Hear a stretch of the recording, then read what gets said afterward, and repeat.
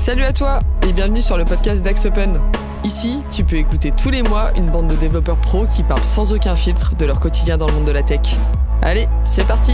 When I decided to hack you, whoever's in control of the exit nodes is also in control of the traffic, which makes me the one in control. Salut à tous et bienvenue dans notre podcast AxOpen. Alors on se retrouve aujourd'hui pour faire un petit focus sur un des sujets qu'on...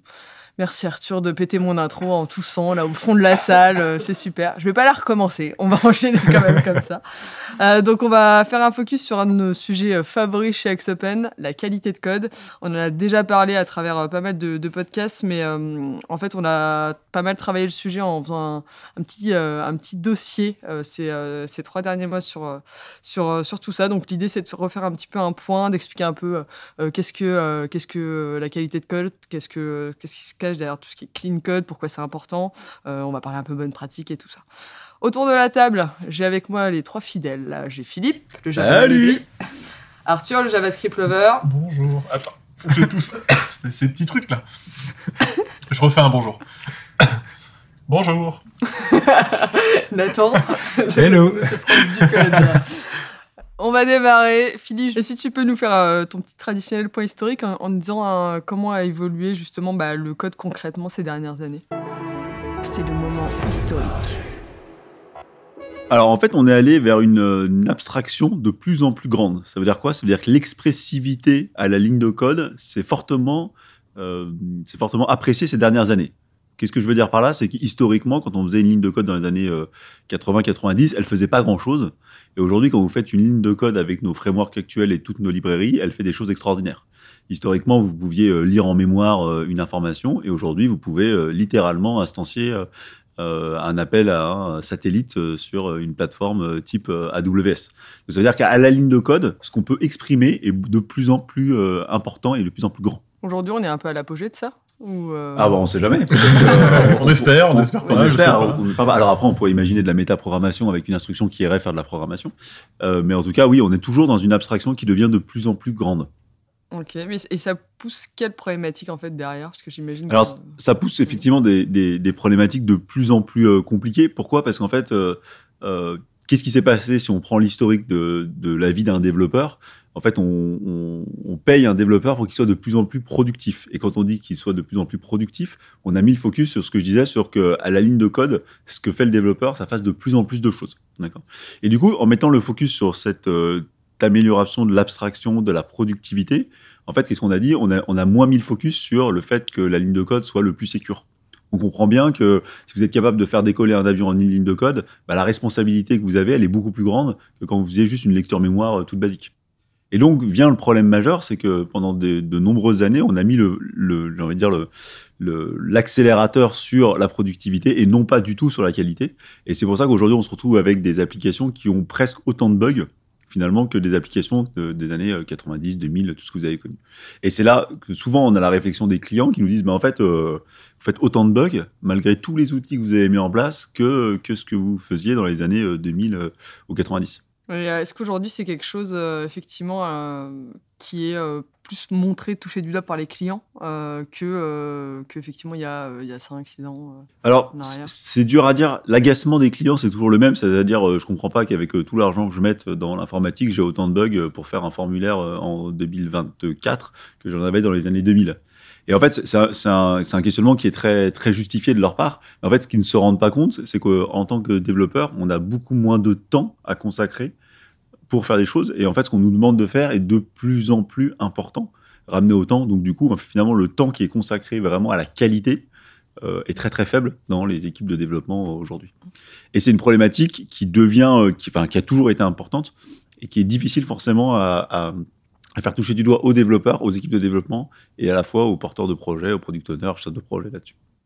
Parce que quand on parle vraiment qualité de code et pourquoi c'est important, on met quoi derrière ça en fait ? Alors, encore une fois, c'est un thème qui est très très vaste, c'est un peu comme les sujets de la performance, mais qu'est-ce qu'on va mettre derrière le terme de qualité ? En fait, la qualité, de la part de la vision d'un client, c'est ça bug pas. D'accord ? De la part d'un développeur, ça peut être c'est élégant. Le code est élégant, il est codé avec le moins de lignes, il est performant, Ça peut être aussi sa résistance aux bugs, ça peut être son accessibilité, ça peut être sa capacité à être maintenu dans le temps. Ça peut être, c'est très protéiforme le terme de qualité. Et donc du coup, c'est un terme sur lequel on n'est pas tous d'accord quand on parle de qualité sur qu'est-ce que c'est qu'un bon code. Et c'est pour ça d'ailleurs, et ça fera tout l'objet de ce podcast, que c'est pas un sujet si simple que ça de dire la qualité de mon code est bonne ou elle est pas bonne. Bah, par exemple, pour toi, c'est quoi un code qualitatif? Alors moi, même pour moi, ça a évolué au cours des années, ma notion de qualité de code. Tu es d'accord avec toi-même? Ouais, je suis d'accord avec moi-même. C'est-à-dire, quand on débute l'informatique, je pense qu'on a la notion de qualité de code, c'est un code ultra performant. Alors, un code magnifique, ultra performant. Oui, qui concis s'exécute. aussi. Concis. Au début, on ultra- aime bien faire des choses Voilà. rapidement et rapide, en moins de lignes. concis, en moins de lignes, ce qu'on pourrait appeler élégant. En fait, je m'aperçois avec le temps, et ma notion de qualité de code évolue, c'est-à-dire, en fait, aujourd'hui, un code que je trouve un bon code, c'est un code qu'on soit capable, et j'aime bien cette expression-là, de léguer à nos enfants et qu'il soit capable de maintenir. C'est-à-dire que la qualité de ce que je produis aujourd'hui soit capable d'être maintenu par des équipes sur le très long terme. D'accord. Et ça a rien à voir avec la qualité de code qu'on pourra penser de manière élégante et performante. Parce que si je veux faire un code hyper performant, je vais le compiler très très bas niveau, je vais le complexifier avec des algos assez complexes, mais en fait, je vais dégrader la capacité de ce code à être maintenu dans le temps parce que trop compliqué. Donc aujourd'hui, moi, la notion de qualité de code, et je pense que même Arthur ou Nathan, on n'a pas forcément la même vision de ce que c'est qu'un code de bonne qualité. Moi, j'allais dire le Nathan, monsieur propre du code, il en pense quoi? C'est son credo quand même. L'élégance incarnée.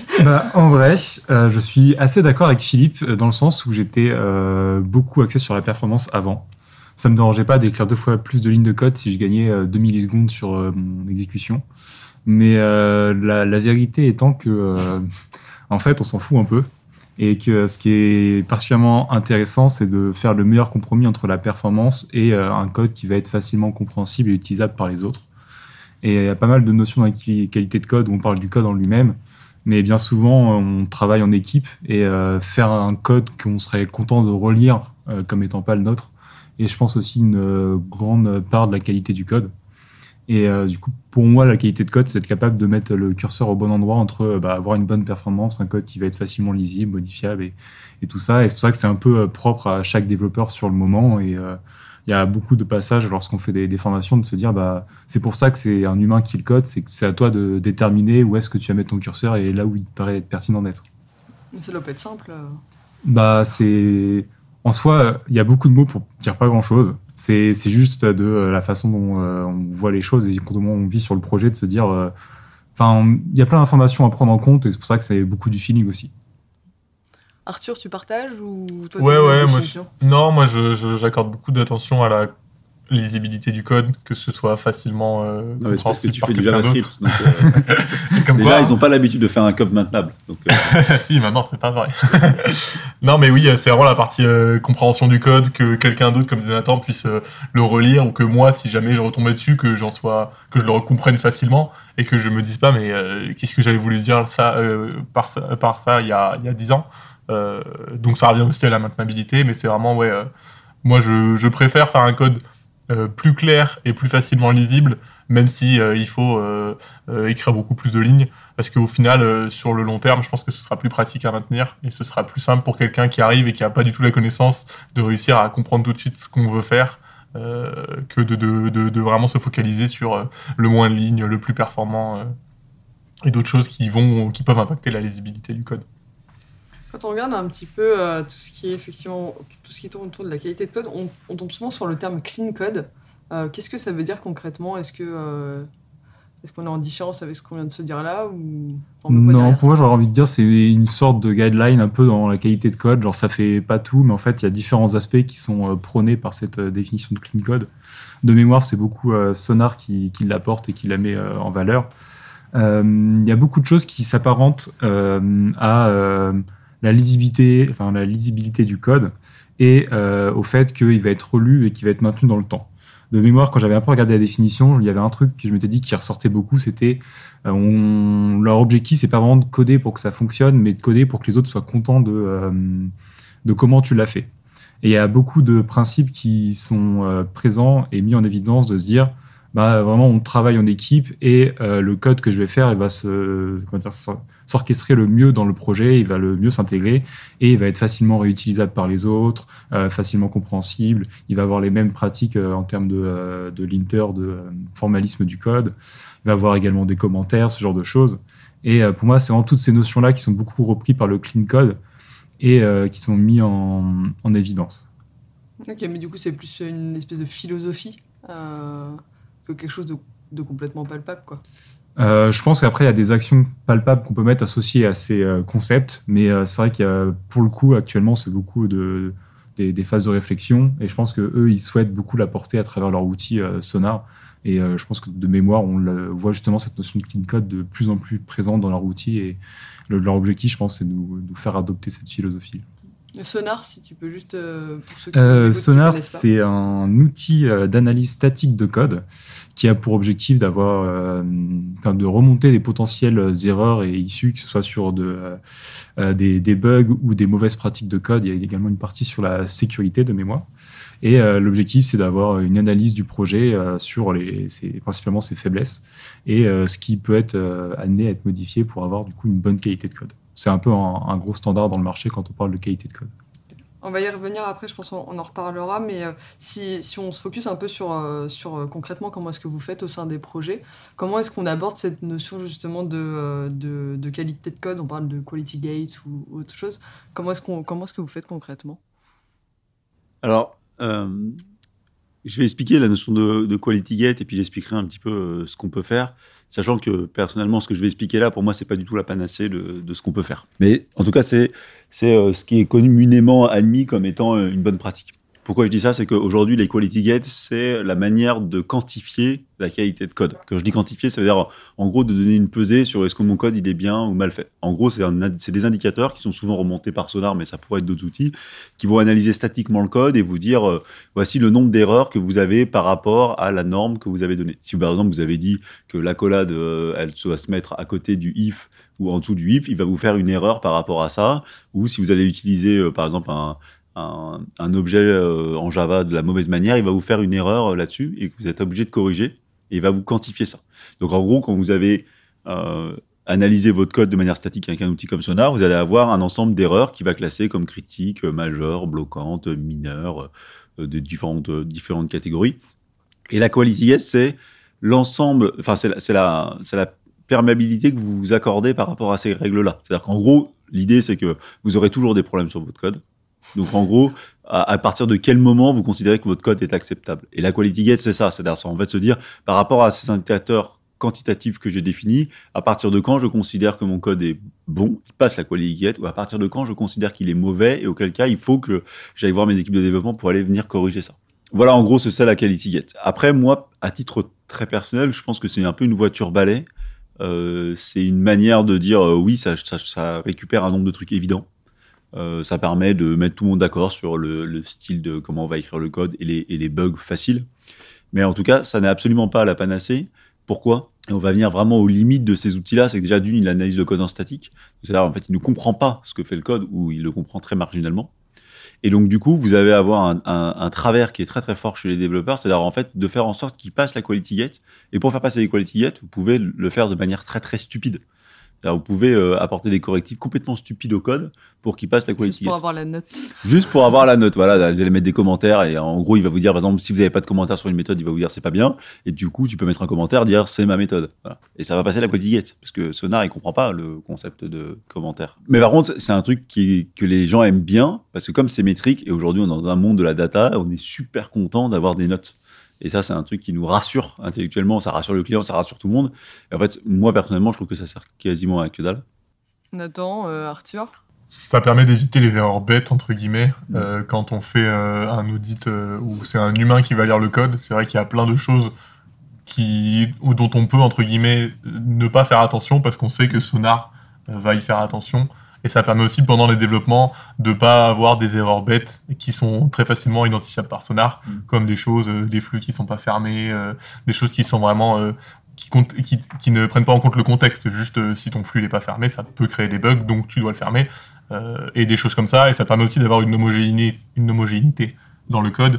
Comme disait Philippe, s'assurer que tout le monde mette bien la collade au bon endroit. Ça permet que s'il y a 12 développeurs dans le projet, on ne se retrouve pas avec la moitié des classes qui ressemblent à pas l'autre moitié des classes. Et ça apporte une homogénéité, mais oui, ça permet pas de faire du code intelligent, ça fait du code homogène.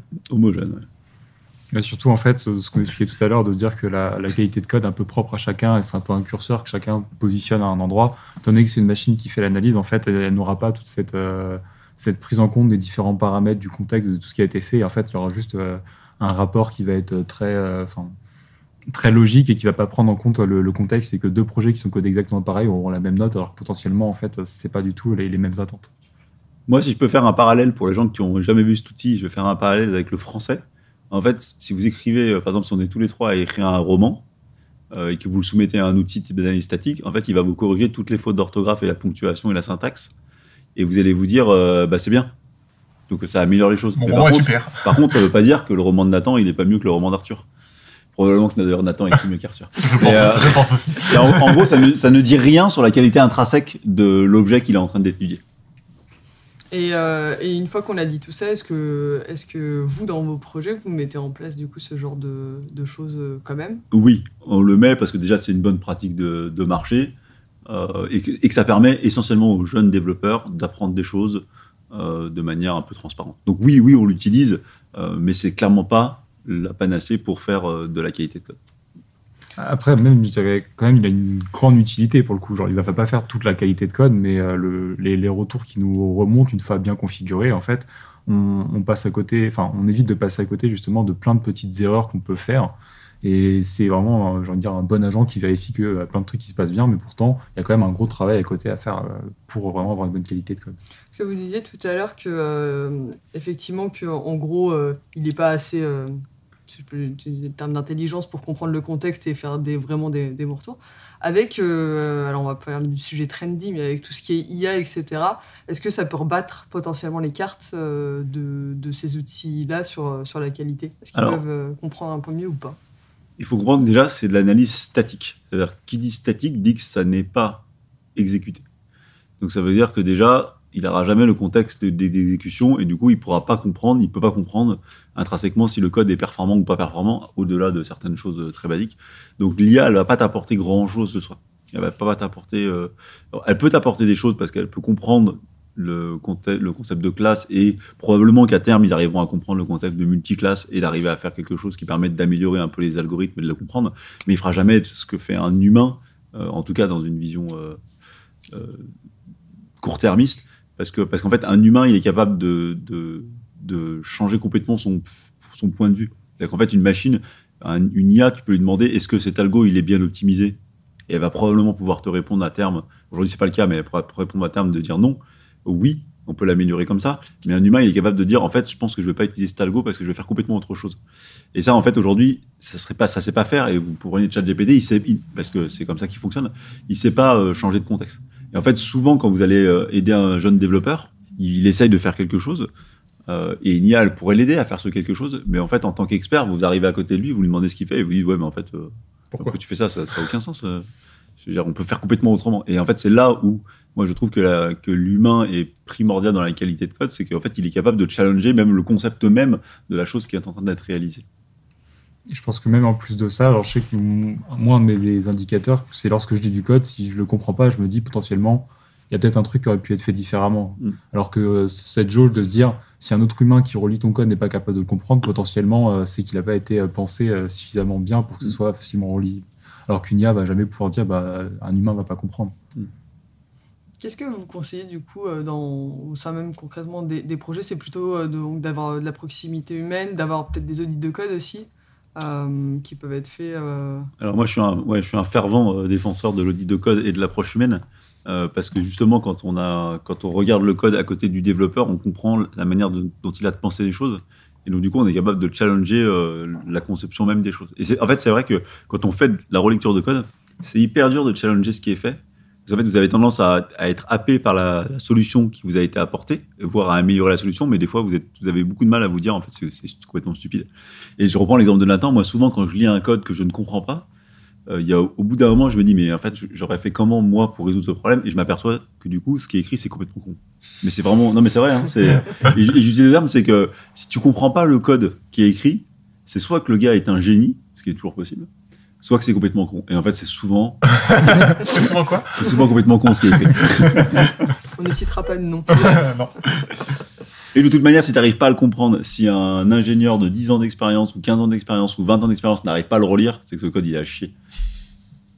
Aujourd'hui, les développeurs que vous avez dans vos équipes, ils sont sensibilisés à ces notions un petit peu de qualité, tout ça, ou est-ce que c'est quelque chose qui est Moi, je sais à que apprendre? j'essaye justement d'en parler beaucoup et de très vite leur expliquer que il y a toute une notion d'humain sur la qualité de code et la qualité du travail, et qu'il n'y a pas juste des critères de ce que j'ai fait fonctionne. Ça, c'est vraiment, je pense, la phrase qui m'énerve le plus de mais ça fonctionne. Mais Et encore souvent, c'est pas vrai parce qu'ils testent pas vraiment. Ouais, mais je sais que moi, personnellement, dans les équipes, j'essaie de rapidement le mettre en compte, et notamment parce que quand tu vas venir challenger leur idée, tu as besoin de la justifier un petit peu. Et au moment où tu vas la justifier, tu vas leur expliquer, en fait, il va prendre ça en compte, etc. En fait, plus tard, si tu vas le réutiliser, ce sera plus simple. Et je pense que c'est beaucoup sur lorsqu'on va aider, qu'on va beaucoup former sur ces notions-là. Et je sais qu'il y a eu aussi une autre partie où on fait beaucoup de relecture de merge requests croisés entre les équipes. Et c'est aussi, je pense, une des bonnes pratiques, si elle est bien faite, pour augmenter la qualité de code du projet, parce qu'en fait, une autre personne va relire ce que tu as fait. Implicitement, quand tu travailles, tu dis attention, quelqu'un d'autre va relire, du coup, tu vas dire faut que je fasse quelque chose de bien. La peur fonctionne bien. La peur du regard de l'autre. Non, mais c'est vrai, c'est un truc humain. C'est-à-dire qu'en fait, si tu sais que ton travail va être relu par un autre être humain, T'as envie de faire bien. t'as envie de faire bien. Et du coup, voilà, le fait que quelqu'un d'autre va relire ce que tu as fait pour le challenger en disant moi, j'ai pas compris ce que tu as fait, etc.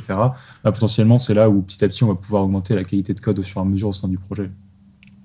Et est-ce qu'on peut donner peut-être 2-3 conseils aux développeurs qui sont peut-être un peu plus juniors, qui n'ont pas trop les questions de qualité de code en tête pour l'instant? Moi, je pense que la première chose qu'il faut dire à un développeur jeune, c'est sois humble.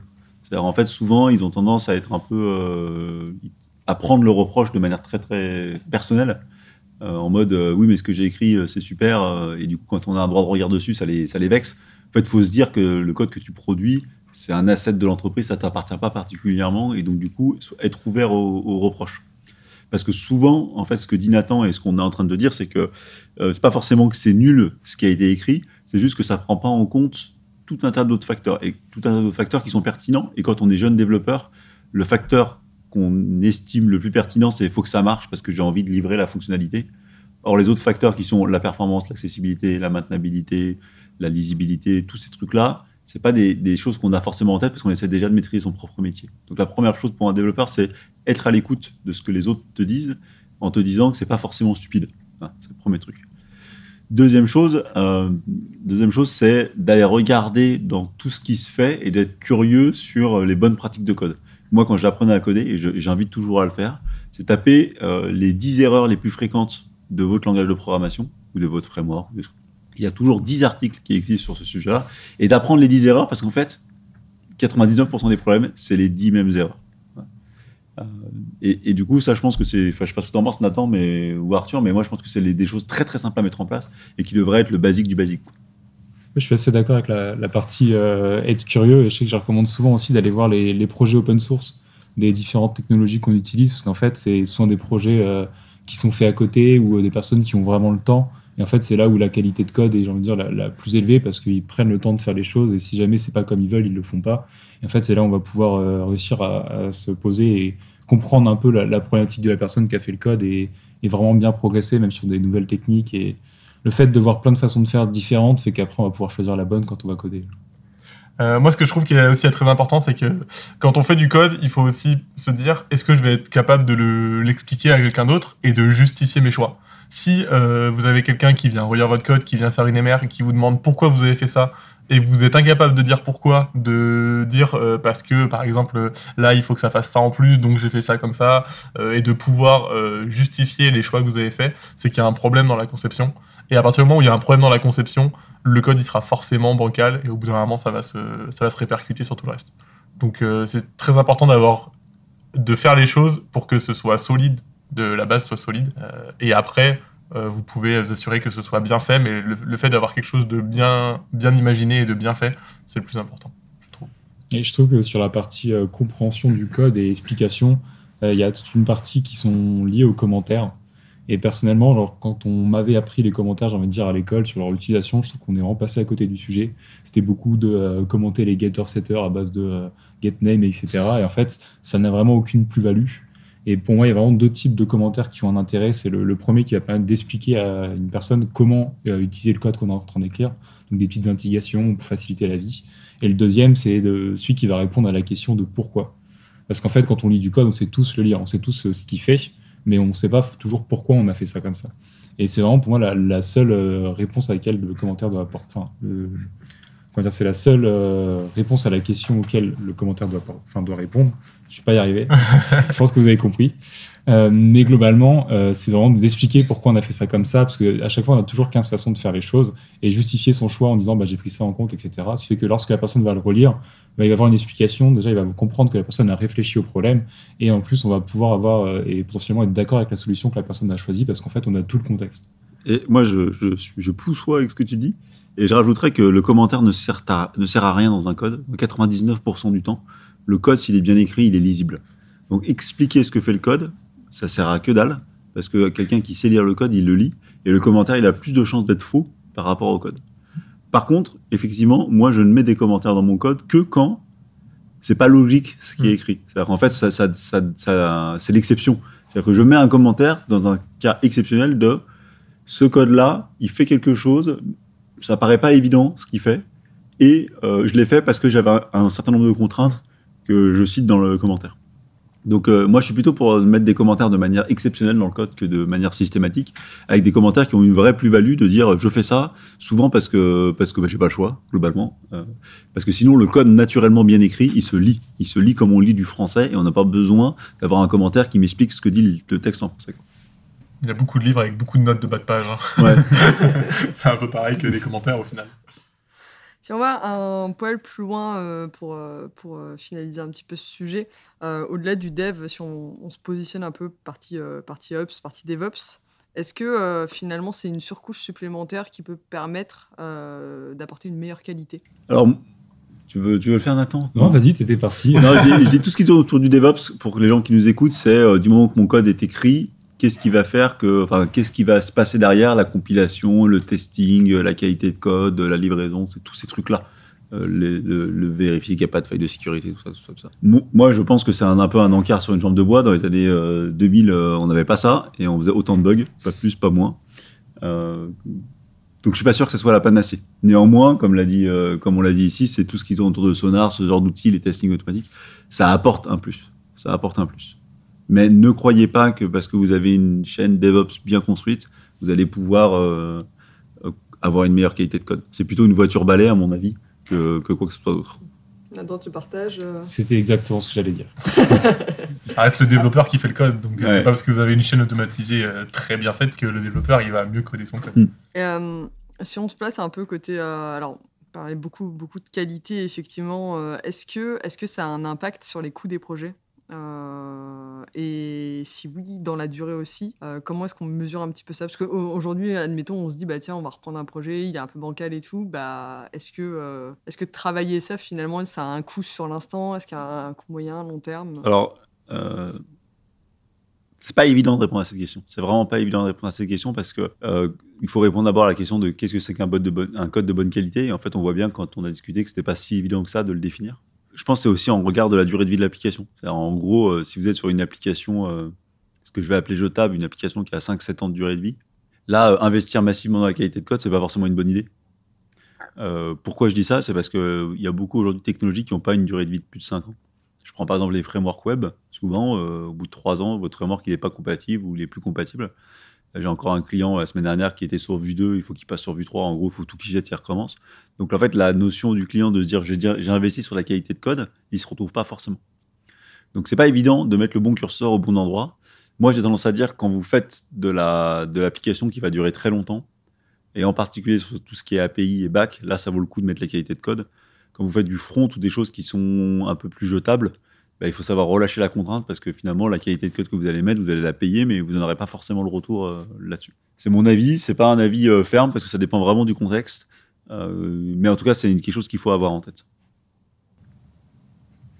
Non, vous ne rebondirez pas sur ce sujet. Si, non, mais globalement, c'était l'avis que j'avais de me dire que Sur l'instant T, théoriquement, on va potentiellement, ça va coûter potentiellement plus cher parce qu'on va prendre plus de temps à développer. Mais derrière, on va avoir un gain sur le long terme de se dire que si on réutilise le code plus facilement, on va gagner du temps sur d'autres fonctionnalités plus tard. Et on va gagner du temps parce que potentiellement, on va avoir moins de bugs ou ce genre de choses. C'est que sur l'instant T, en effet, on perd du temps, mais sur du long terme, on va en gagner. Ouais, mais tu vois, je te prends vraiment l'exemple de Vue 2, Vue 3. Je veux dire, c'est le gars, il est... Enfin, et c'est pas un seul exemple, on a les Angular, les machins. Tu te dis, en fait, le gars, il avait investi dans la qualité de code sur son truc, ça sert à rien. C'est-à-dire qu'en fait, l'application, elle a duré 4 ans et du coup, il va devoir la redévelopper. Après, il a choisi le mauvais framework.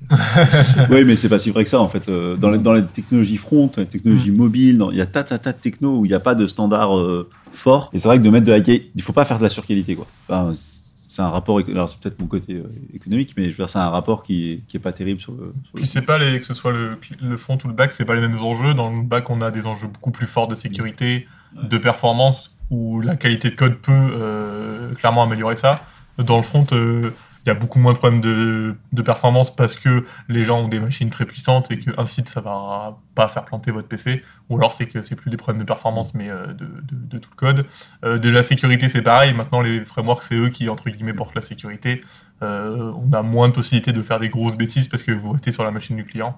Vous n'êtes pas sur des serveurs avec des bases de données ou quoi.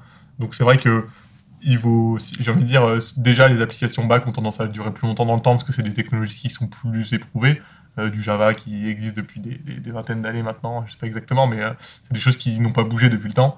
Alors que du front, on a AngularJS qui a tout jeté il y a 5 ans, Vue 2 qui nous a refait la même, et on sait pas où ça va aller, surtout qu'on est sur des entreprises comme Google qui adorent jeter leur technologie, ou même toutes les grandes GAFA. Donc c'est sûr qu'il vaut mieux se focaliser plus sur le back que sur le front. Si on fait le parallèle avec tout ce qui est éco-conception, aujourd'hui, est-ce que tout va dans ce sens, est-ce que tout est conjugable? Non, tout n'est pas conjugable. Il y a j'ai envie de dire, typiquement, vous pouvez pas avoir un code ultra performant et un code qui soit facilement maintenable et lisible. En fait, c'est un peu antinomique. Ça ne veut pas dire qu'on peut pas avoir un code performant et maintenable. Pour aller chercher de l'ultra performance, vous allez souvent devoir dégrader la maintenabilité. De la même manière, si vous voulez avoir un code qui soit lisible, c'est pareil, vous allez dégrader un peu la performance parce que vous allez essayer de découper les choses, vous allez faire des modules, vous allez faire des choses comme ça. Et donc ça ira moins vite que si vous faites un truc qui est tout packagé dans un gros pâté de code là-dessus. Donc non, tout n'est pas compatible. Et du coup, c'est important de se rendre compte qu'il y a des enjeux qui peuvent être divers. Par exemple, si vous voulez être crédible dans de l'éco-conception ou ce genre de choses, vous allez essayer de faire une application que vous n'allez pas être obligé de jeter tous les 10 minutes. Du coup, ça vous exclut tous les petits frameworks cool qui viennent de sortir et qui sont peut-être plus performants et plus productifs, mais qui sur le long terme ne seront pas forcément sûrs. Donc non, c'est pas toujours compatible. Néanmoins, dans la vraie vie, 90% des optimisations que vous allez pouvoir faire en termes de code sont bénéfiques pour l'éco-conception et pour la performance et l'économie d'énergie et de tous les facteurs que vous pourriez avoir sur une application. Je pense que c'était une très belle tirade pour conclure ce sujet de la qualité. Juste un petit conseil. Encore un point de la fin. Double point de fin. Un petit conseil. Et alors là, je vais citer les équipes de Sonar parce que j'étais au salon We Are Developer l'année dernière, on y était. Et le gars de Sonar a dit un truc que j'ai trouvé très intelligent. Il a dit la qualité de code quand vous commencez, c'est un cauchemar parce que vous avez toujours un legacy. Et il disait que même eux, en interne, ils n'arrivaient pas à avoir une qualité de code parfaite. Et du coup, il disait c'est déprimant et les gens abandonnent assez rapidement. Donc la bonne approche pour faire une qualité de code, Dixit, ce qui nous avait été expliqué, c'est de se dire, au lieu d'essayer de corriger tout le code legacy que vous avez, parce que vous avez des kilotonnes, essayez de vous concentrer juste sur le nouveau code qui est produit par chaque sprint par vos équipes. Et de dire, le nouveau code que je produis, il est bon et il embarque pas de problème de code. Et en fait, si vous faites ça sur la longue traîne, sur 24, 36 mois, même 4 ans, très rapidement, vous vous rendez compte que vous avez augmenté statistiquement jusqu'à 90% de votre application de code. Et c'est beaucoup moins effrayant de faire ça. Parce qu'en fait, du code nouveau, vous n'en produisez pas tant que ça. Et mettre la qualité sur le code nouveau, c'est pas non plus très compliqué, puisqu'en plus, c'est un code que vous maîtrisez bien parce que vous êtes en train de l'écrire. Donc, allons-y doucement sur la qualité de code, doucement mais sûrement, toujours un petit peu. Et je pense que c'est la meilleure approche pour obtenir un code de bonne qualité. Ça partage ? On valide. Ou ça veut faire un mot de fin sur le mot de fin ? Non, on va arrêter sur le mot de fin. Yes, on va parler coup de cœur. Nathan, tu nous avais un petit coup de cœur à nous partager. Oui, on parlait de qualité et intrinsèquement un peu de performance. Et généralement, quand on parle de performance, on parle de base de données. J'essaie de faire un petit lien avec le petit coup de cœur. Mon coup de cœur aujourd'hui, c'était un site internet qui s'appelle Explain Dalibo. Et l'objectif de ce site web, c'est de rendre très visuel les plans d'exécution des requêtes PostgreSQL uniquement. Et je trouve que c'est un outil qui est très pratique parce que de base, c'est pas du tout visuel les plans d'exécution quand on les lit. Et en fait, derrière, il fait également des petits résumés. Et en fait, ça permet de très vite voir dans un plan d'exécution d'une requête où est-ce qu'on perd du temps et les potentiels points d'amélioration. Et je trouve que ce site est très bien fait et très pratique lorsqu'on doit faire un peu d'optimisation de requêtes SQL. Et il propose des améliorations ou c'est vraiment que factuel? Non, c'est que présentation d'informations. Okay. Il n'a pas encore son module IA qu'il a rajouté. Ok. Non, mais j'imagine pour chaque entre guillemets erreur, il doit y avoir une solution simple, entre guillemets basique, qui pourrait proposer. Ok. Je sais pas, ça reste quand même assez, je veux dire, complexe comme domaine. Merci Nathan pour ce partage. Avec plaisir. Bon, le coup de gueule. C'est le coup de gueule. Je vous laisse deviner qui le prend. Camille. Non, c'est pour moi, mais je vais en faire un mi-coup de gueule, mi-coup de cœur. Ah. Il m'est arrivé un problème sur mon Mac, où il s'est mis à lire l'intégralité de ce qui était sous mon curseur. Vous allez me dire, oui, il fallait désactiver VoiceOver, qui est l'utilitaire d'accessibilité. Eh ben non, ça n'était pas l'utilitaire de VoiceOver. Il y a donc 2 manières sous Mac de gérer la lecture de ce qui est sur le curseur. Et du coup, j'ai passé une journée avec mon Mac qui n'arrêtait pas de lire. J'ai testé tous les tutos d'Internet jusqu'à ce qu'un collègue, Alexandre, finisse par trouver qu'il y avait une autre fonctionnalité d'accessibilité qui était lire sous le curseur. Ah, c'est le nom. C'est le nom, et qui n'a rien à voir avec les autres fonctionnalités de VoiceOver, donc c'est assez pénible. Mais ça va me faire venir à mon petit coup de cœur que je donne bien volontiers pour les gens qui, comme moi, sont amenés à lire des spécifications, des cahiers des charges ou n'importe quelle documentation. Moi, je me suis rendu compte, et ça fait déjà quelques années que je fais ça, c'est que j'ai du mal à lire des choses qui sont assez pénibles à lire, et un cahier des charges, c'est pénible, une spécification, c'est pénible. Donc j'ai tendance à utiliser énormément la synthèse vocale pour me faire qui me lit les documents. Et du coup, dans tous vos PC, Mac, vous avez cette possibilité-là. Et du coup, je fais lire le PDF en même temps que je le regarde. Et du coup, ça me permet, par exemple, de me concentrer sur un schéma pendant qu'il me fait la lecture du texte. Et les voix sont absolument parfaites maintenant, ça va très bien. Et du coup, ça vous permet d'engranger l'information à 2 niveaux, en même temps en train de le lire, en même temps en train de l'écouter. Et vous pouvez parcourir des PDF de 50-60 pages très facilement. Je et de manière. Faire ça. Quoi ? Je peux pas écouter quelque chose, me concentrer dessus et faire autre chose en même temps. Par exemple, tu vois, tu lis un schéma, tu vois un schéma d'architecture et tu fais lire tout ce qui a été écrit. Si c'est sur le même sujet. Tu expliques, ouais. Voilà. Et en fait, vous pouvez. Alors, le gros intérêt, c'est que moi, je mets la lecture en 1,1 x 5. Donc, ça veut dire qu'en fait, il lit en quasiment presque 2 fois la vitesse normale. Du coup, ça permet d'engranger des PDF gigantesques et de l'entendre. Et en fait, de l'entendre, moi, j'ai une mémoire très auditive. Ouais. Et du coup, je me rappelle que je l'ai entendu. Du coup, ça me permet de faire ça. Et niveau termes techniques, il n'est pas à la ramasse. Non. Franchement, ils sont vraiment. Alors, moi, j'utilise celui de Mac, mais j'imagine que sur Microsoft, il y en a un bien. Et je trouve que ça permet vraiment de digérer des grandes quantités d'informations. Parce que lire sur écran, c'est assez pénible. Et que c'est une bonne pratique. Enfin, je trouve que c'est une bonne pratique. Je l'ai donné à 2-3 personnes qui y arrivent aussi. Donc, je vous conseille de le tenter. Voilà. Okay. Et ça peut marcher sur, admettons, des pages web, n'importe des choses quoi. comme ça. N'importe Moi, quoi. je me suis configuré un raccourci clavier et du coup, dès que j'ai envie de lire un truc, je sélectionne, je fais lire. Et du coup, tu sélectionnes le texte que tu veux lire. Ouais, t'as plusieurs manières de faire, mais moi, je fais ça. Ok, intéressant. Okay. Et tu parlais de synthèse vocale, mais en fait, il est capable de te faire une synthèse sur ce qu'il a lu et de te faire non, une synthèse alors il ne sait pas faire de résumé. Okay. Ça, il faudra un utilisateur de type AI ChatGPT, mais ça, j'imagine qu'ils sont en train d'y réfléchir très fortement. Il y a déjà beaucoup d'outils qui sont disponibles où tu leur donnes une vidéo. Mais faire un résumé d'un cahier des charges, ça sert à rien. Oui, parce que tu perds un plat de cahier des charges. Un peu le cahier des charges. C'est une appli web. Voilà. Ça marche. Bon, bah merci, on a eu le droit d'avoir 2 coups de cœur aujourd'hui. Et de Philippe. Oui, chanceux. Bon, merci à tous d'avoir partagé du coup vos conseils sur la qualité de code. Et puis, merci à tous de nous avoir écoutés. On se donne rendez-vous bientôt pour un prochain épisode. Salut. Bye bye. Bye bye.